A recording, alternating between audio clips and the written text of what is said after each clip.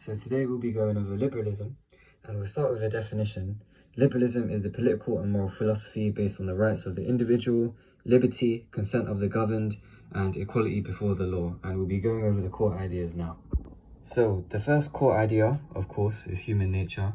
And liberals see that human nature and humans in general have a clear ability to bring progress and enhance human happiness.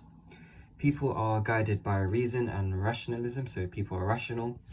And mankind have an innate reason to hold debate and discuss and hold peaceful arguments. People are driven by a wish to fulfill their potential and desire to be self-reliant. This links to egotistical individualism, which we'll get into after. And each person is unique and rational in pursuit of self-interest, and that's human nature. Moving on to society, liberals argue that society should promote natural rights, for example, the right to life, right to liberty, right to happiness, and etc. This is completed through the natural society, which allows these natural rights to be enjoyed, which prioritizes an emphasis on the individual. It also allows for freedom from dependency of others and maximizes self-reliance. And the default society holds a focus on individual freedom. Okay, so the economy. Basically, due to the idea that property is a natural right, liberals support an economy that supports capitalism. So this is kind of the opposite of socialism. And they disprove the anti-capitalist message of fundamentalist socialism, linking back to that revolutionary and social democrat stand. In relation to the state, they argue that the state is needed to protect the vulnerable from exploitation. The state's power can be dangerous, however, as humans are seen as power maximizers, and through the use of the state, it benefits some at the expense of others. So the state's role, essentially, is to arbitrate. Now, this means judge effectively between the competing interests of rational people. Okay, so our first strand is classical liberals, in which hold four main points. So the first one is that humans hold revolutionary potential. This links to the social contract theory, which basically discusses that the abuse of rights can lead to the potential for revolutions. So basically, whenever individuals believe their rights are being violated or infringed, it can lead to potential revolution. The second point is that they argue for negative liberty, in which people should be allowed to pursue their destiny alone with an absence of restraint. Any attempt to interfere with individuals' actions is a clear infringement of liberty. Now, moving on to the third point is the minimal state. This stems from negative liberty, so that means of without interference, by minimizing state activities, for example through the taxation, and limiting its influence to the protection of private property. Essentially, governments should be limited in the way they act and what they do. Minimal state strengthens the idea of dispersed political power and provides checks and balances where bold state action is difficult and infrequent. Moving on to their fourth point regarding laissez-faire capitalism, in which there should be less state intervention within the economy. It stems from the idea, again, linking back to negative liberty, which is very clear throughout the classic liberals' arguments. They argue that there should be no or less interference. And this stems from the minimal government, reinforced by Adam Smith's invisible hand theory. Now, this means that capitalism, through market forces, can enrich society and the people within it, and it has a guiding effect, so it allows for stability. Wealth gained by people at the top will essentially trickle down to the rest of the population and ensure stability. Okay, so our next strand is modern liberalism, in which is a view combining ideas of civil liberties and equality with support for social justice. Moving on to the first point, positive liberty and social justice. British philosopher Green critiqued the notion of innate human autonomy, so the view that rights and freedom, it isn't always embedded for everyone within society. It's innate, so it's not always there. He highlighted the impact of socio-economic forces on individuals, and these people are subject to such factors beyond their own control. Individuals will find it impossible to carry out self-determination, so freedom of choice based on their own actions, due to such factors being out of their control. Social and legal justice is needed if people want to fulfill their potential, and this links to the idea of positive freedom, in which individuals need enabling and support so that they are free to exercise their natural talents. The second point is that modern liberals argue for an enlarged and enabling state. Through an enlarged state, it should play the main role, of protecting individuals from emerging challenges. The state should provide essential services that make up for the negative impacts of such factors. This view also has strong links to collectivism, and they push forward a view supporting an enabling state in which the state should liberate people from socio-economic problems. This links to the social contract theory, in which individuals agree to live under the authority of a government in exchange for protection of their rights and freedoms, linking back to that view of civil liberty and social justice. Moving on to the next point on constitutional reform and liberal democracy, they push forward four main points, those being free elections, which provide expression for the people, limitations of state power, accept the focus on socio-economic reduction in regards to those forces, respect for civil liberties, and toleration of different views. The final point is in regards to social liberalism, which essentially pushes an updated view of tolerance, for example through legislation like the 2013 Marriage Act or the 1975 Sex Discrimination Act. They push forward for an acceptance of positive liberty and desire and call for an enlarged state. Moving on to our next strand, which is neoliberalism. They want to reapply the ideas of Adam Smith, a philosopher who called for free market capitalism, limited government intervention, privatization and deregulation to global economies. And they essentially accused modern liberalism of acting in betrayal of individualism, as well as being a sellout to socialism. They advocate for free market capitalism, in which competition and individual entrepreneurship are the two most effective ways to allocate resources and achieve economic growth. In relation to privatization and a limited government, they argue that this enhances efficiency and innovation. And moving into globalization, they argue that this globalization itself allows for fostered growth, raising living standards, enhanced opportunities, and improvements to services globally. Okay, so our next key name is Mary Wollstonecraft, who is also a classical liberal key thinker. She is speaking around the times of the 1700s, and this was a time where women lacked legal independence. She argued that women are rational, independent beings capable of reason. In order to be free, women should enjoy full civil liberties and opportunities to pursue a career. When women married at the time, their husbands took control of their lives and the property that they owned, and she described women as slaves in a political and civil sense. She wanted women to have formal equality, civil liberties, and careers rather than being economically dependent on men. She argued that education is the key to achieving this, as women would realize their potential and gain self-respect. While she married marriage as an institution, she argued that it must be a partnership of equals. She acknowledges that due to biology, women were more likely to opt for marriage, but she wanted women to be able to choose between the two, and this exemplifies liberal concept of equality of opportunity, in which everyone should have an equal chance to succeed or achieve a certain goal regardless of their circumstance. Okay, so our next key thinker is John Stuart Mill, and he is a transitional liberalist, so basically is a mix between classical and modern. So he argues that individuals should be free to do what they desire as long as it doesn't harm others. It is important within society to tolerate behaviour or ideas that are different from one's own ideas or behaviours. His first point is regarding safeguarding, in which behaviour is carried out by someone that only affects the individual carrying the action out, so the government don't have a need to interfere. Otherguarding, however, is when the behaviour that someone's carrying out is affecting others. Therefore, the government are entitled to intervene at such actions as it limits the freedoms of others.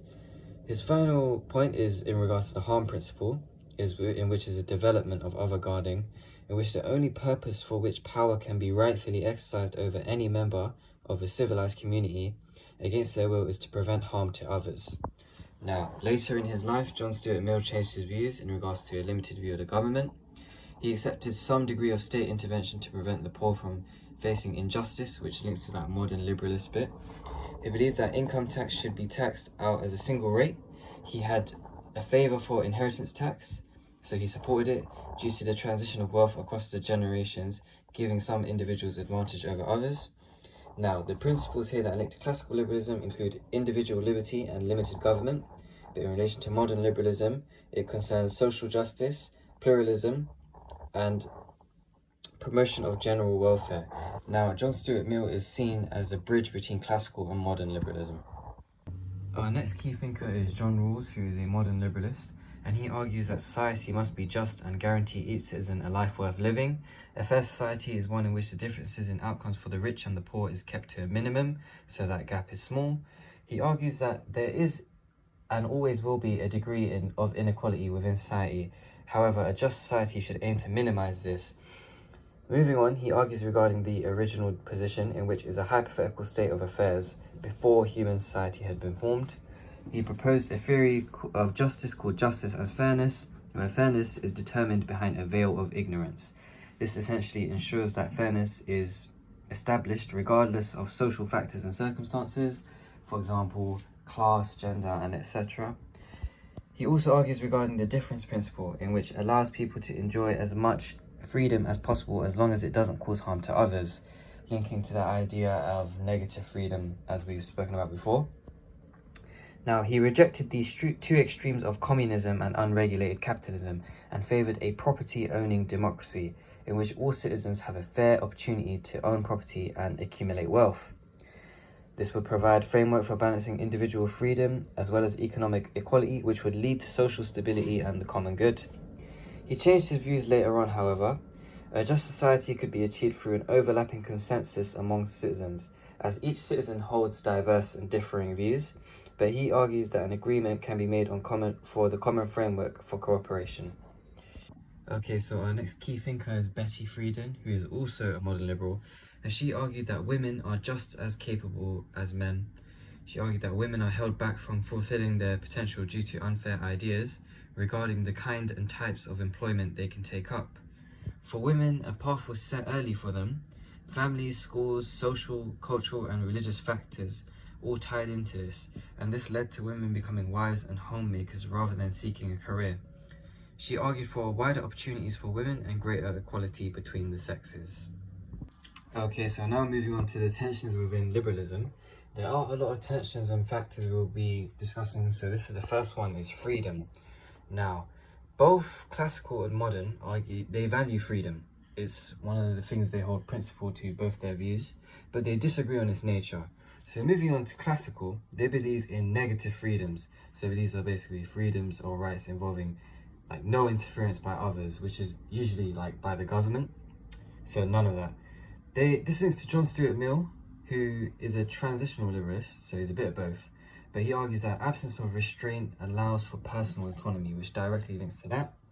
The classical liberals also believe in egotistical individualism, in which people are essentially self-seeking and self-reliant, and that leads to individual freedom.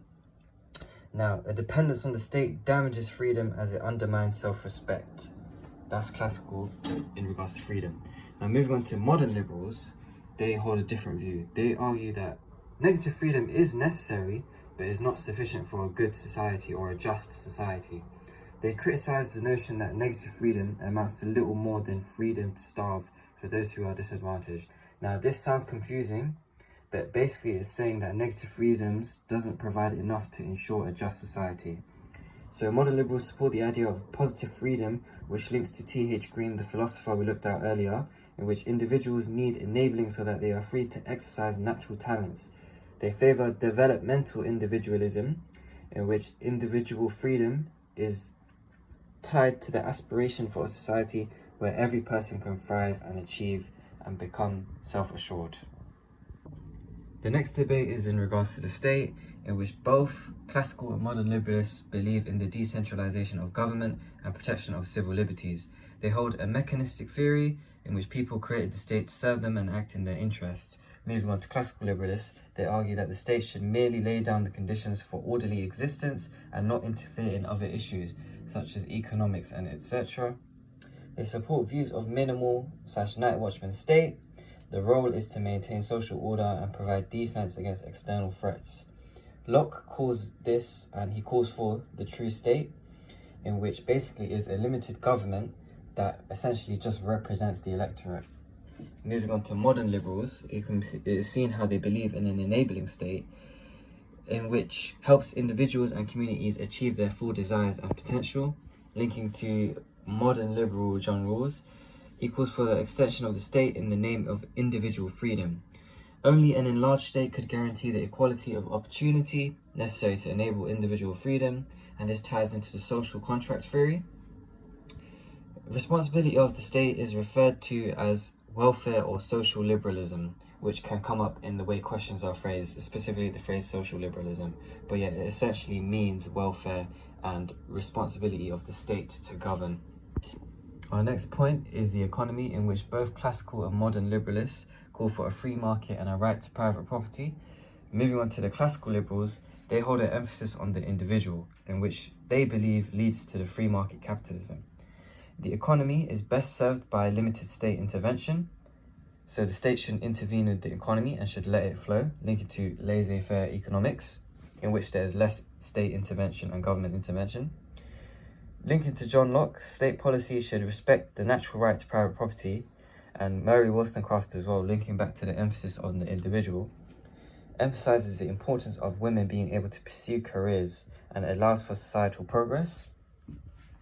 Now, this differs to modern liberalists. They are heavily influenced by the Beveridge Report, which was carried out by William Beveridge in 1942, and he found that liberty should be available equally to all, and he found 5 things, or 5 issues, referred to as the 5 giants, which were poverty, lack of education, poor health, poor living conditions, and unemployment.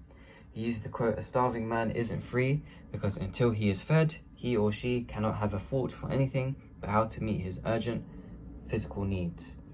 Now, modern liberalism took influence of this, and to allow individuals to flourish, some state intervention is needed in order to relieve inequalities so that people can fulfill their potential. They draw links to John Maynard Keynes, who argued that government intervention is necessary to ensure that market economies deliver growth. Keynesian economics is a key here. So we know how classical, they align themselves with more laissez-faire. Modern tend to lean themselves alongside Keynesian economics, which is a system requiring government involvement, so government intervention, to stimulate the economy to achieve full employment and price stability. So, John rules can be used here, as he said the poor should be supported by the state, and this links to the property-owning democracy we looked at earlier. Okay, so moving on to society, both classical and modern liberals advocate for individual rights and liberties, as well as equality and justice, which should be embedded in society. Society should push the rule of law and democratic governance. However, classical liberalists, they downplay the importance of society and they view it as a group of individuals pursuing their interests, so self-interested individuals, essentially. They advocated for the concept of meritocracy, linking to the belief in foundational equality, in which people are born equal. This links to formal equality, as everyone is entitled to the same legal and political rights. However, modern liberals, they argue that what classical liberals put forward is not enough to ensure social equality. Foundational and formal equality isn't enough to guarantee social equality. Society is more than the sum of individuals it contains. For example, assistance by society or the state is needed in combating poverty, and this is necessary to enable people to flourish for a safe and fair society to develop in which inequality is minimized.